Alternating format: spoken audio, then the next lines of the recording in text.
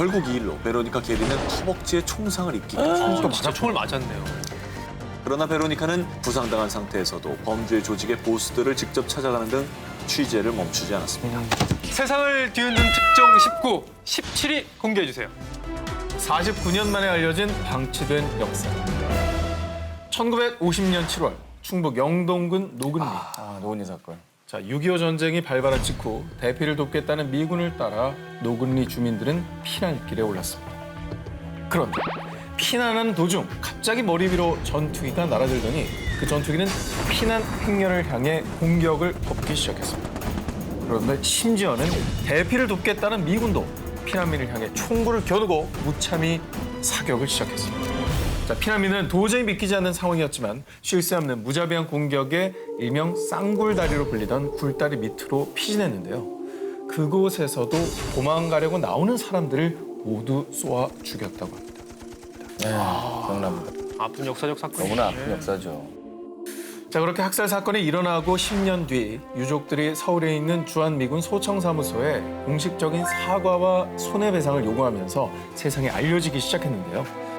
이때 이 노근리 학살 사건에 주목한 이들이 있었습니다. 바로 미국 A통신의 최상훈, 찰스 헨리, 마샤 멘도사 기자들이었습니다. 자, 이들은 이 노근리 학살 사건의 진실을 파헤치기 위해 먼저 미군의 공식 문서를 샅샅이 뒤졌습니다. 자, 그런데 거기서 미군이 주민들을 공격한 것이 이미 사전에 철저히 계획된 일이라는 것을 알게 됩니다.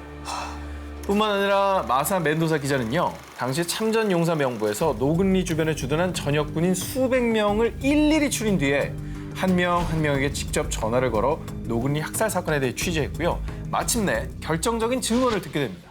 사실은 북한 인민군이 숨어 있을 줄 모른다고 노근리 부근 민간인을 적으로 간주하라고 명령을 받았습니다.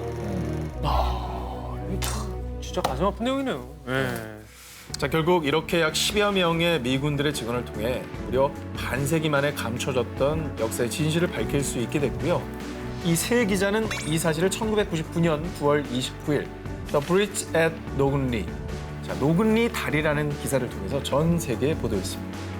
이후 2001년에는 클린턴 대통령이 미국민을 대신해 노근리 사건의 깊은 유감의 뜻을 전한다라고 지난날 잘못을 인정했습니다. 참고로 이 기자분들에게 진정한 기자 정신이 느꼈던 부분이 노근리 기사를 작성했던 마샤 멘도사 기자는요, 최근 또 한국을 방문해서 노근리 학살 유족회가 마련한 영동 위령제에 참석을 했는데요. 생존자 유족들은 억울한 사건을 밝혀줘서 고맙다라고 뜻을 전했는데 그녀는 이렇게 얘기했다고 합니다. 전 그저 생존자들의 얘기를 들었습니다. 기자로서 나의 일을 한 것에 불과합니다라고 얘기를 했습니다. 자, 세상을 뒤흔든 특종 19, 이번엔 16입니다. 아일랜드를 바꾼 여기자의 집념. 1990년대 중반 아일랜드 S신문사의 기자로 활동하던 베로니카 게린. 범죄 사건 전담 기자였던 그녀는 강도 사건에 연루된 범죄 조직을 조사하던 중에 정보원을 통해 중요한 사실을 듣게 됩니다. 당시 아일랜드를 병들게 한 사회 문제인 마약 밀매가 거대 범죄 조직과 연루돼 있다는 것이었죠.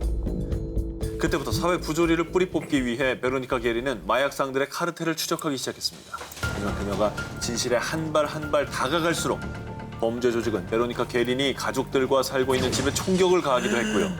몇 달 뒤인 1995년 1월에는 집에 의문의 남자가 침입해 그녀의 머리에 총을 겨누기까지 했습니다. 와, 지금 직접적인 위협이 있었네요. 결국 이 일로 베로니카 게리는 허벅지에 총상을 입게 됐죠. 또 진짜 총을 맞았네요.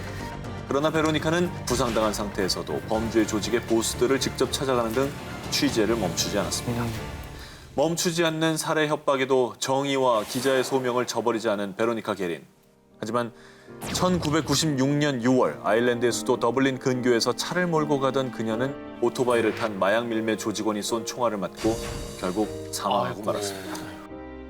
이 안타까운 죽음이 알려지면서 아일랜드에서는 대대적으로 수천 명의 국민들이 거리로 나와 마약 퇴치를 외쳤고요. 그 함성은 거대한 물결이 되어 정치권까지 움직였는데 이 마약 조직에 대한 본격적인 단속이 이뤄지면서 약 150명의 마약 범죄자들이 체포됐고요. 2000년에 게리는 국제언론인협회에서 선정한 50인의 언론 자유 영웅 중 한 명으로 선정됐습니다. 팩트 하나만을 위해서 달려갔던 한 여기자의 집념이 세상을 바꿨어요. 대단한 것 같아요, 진짜.